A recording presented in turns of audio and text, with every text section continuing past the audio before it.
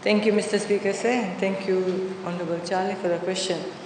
Mr. Speaker, sir, on the offset, I'd like to take the House back to yesterday's discussion where this side of the House was labeled as pro-rich. And I would like to state here that this side of the House, the government is very much pro-poor. We implement policies, we have programs that are there to assist the most vulnerable of the society, including the senior citizens, the disabled, children, women, and the poor. My ministry is mandated to look after the poorest of the poor with all the social protection programs we have.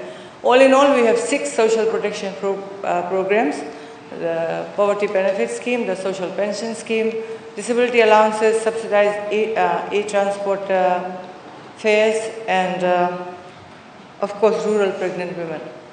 But on the 7th of April in this Parliament, Honorable Prasad had brought a motion regarding poverty, and both sides of the House had their say, and this side of the House put across this fact very clearly that alleviating poverty, addressing poverty is a whole of government approach. All the ministries have their own budgets inbuilt with them, and across the government there are 124 poverty alleviation programs with a total budget of 972 million per year. So for the Ministry of Women, we look after our social protection programs, and we have close to 150,000 social welfare recipients who benefit from these programs.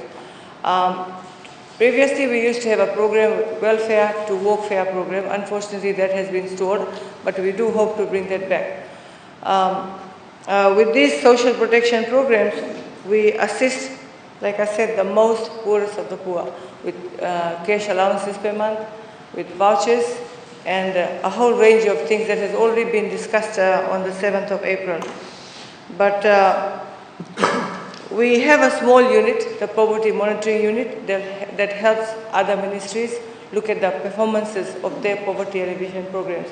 And we hope that this will continue in order to see the impacts of our social protection programs in trying to assist the poor people.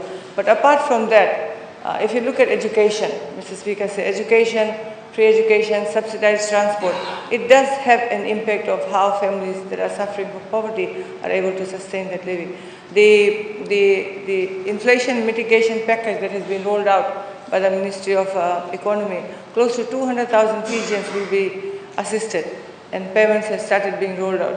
We've had a lot of positive stories from those beneficiaries on how this assistance will be able to help.